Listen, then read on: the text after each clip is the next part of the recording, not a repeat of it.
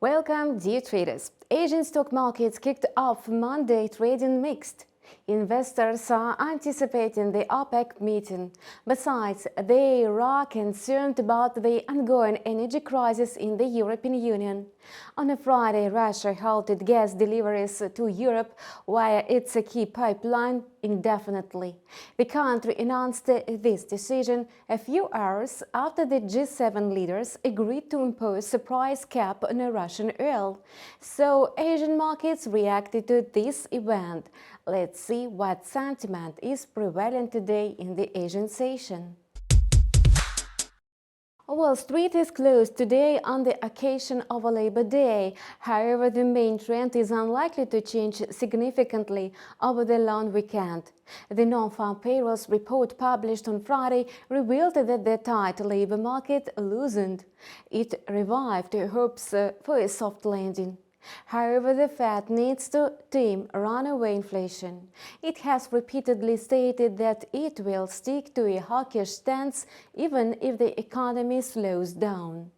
So, it will maintain aggressive tightening until inflation returns to the 2% target, and for this reason, the odds of a 50 basis point rate increase are extremely low. However, the CPI report is also due before the meeting. A positive non-farm payrolls report would have hardly affected the Fed's key rate decision. Yet, if there is a sharp drop in consumer prices, traders will have to decide whether to factor in a 50 or 75 basis point rate hike in September.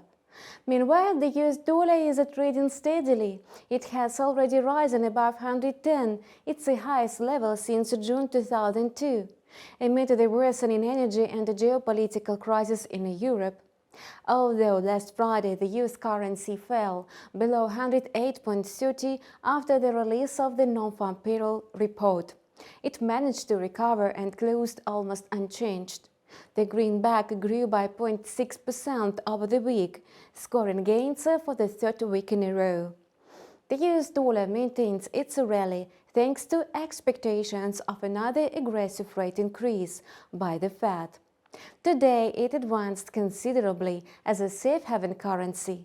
In the Asian session, it was trading at 109.07, moving in the range of 109.80 and 110.27.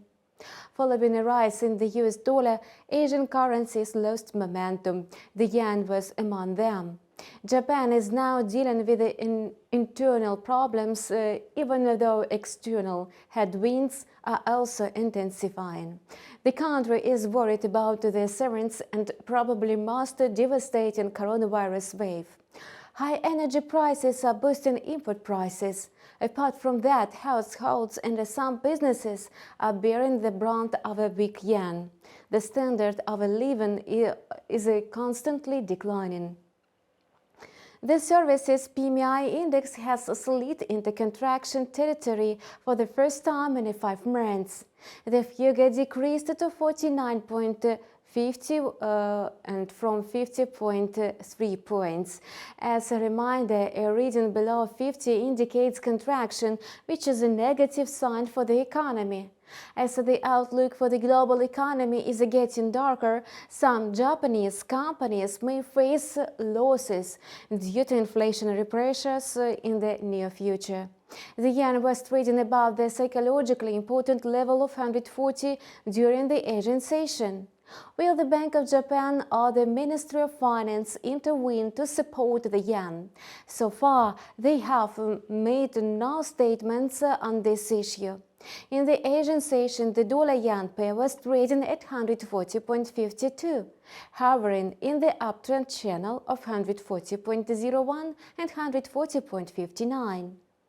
The Australian economy seems more resilient than the Japanese one. The services PMI index amounts to 50.2. Inflation declined by 0.5% versus a 1.2% increase a month earlier.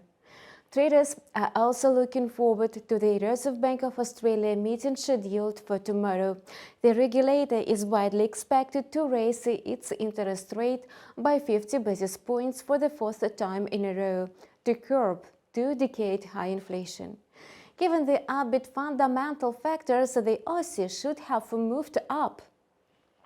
Commodity prices are also rising as well as the oil ones. However, a rapid rally of the US dollar eclipsed these drivers. In addition, analysts are raising concerns about the prospects of China's economy.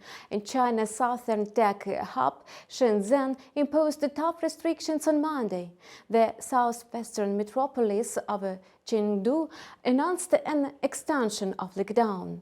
And this is why the AUD USD pair is trading at 0.6783, moving in the bearish corridor of 0.6774 and 0.6838. And this week, several central banks, namely the Reserve Bank of Australia, Canada's Central Bank and the ECB, will announce their key rate decisions.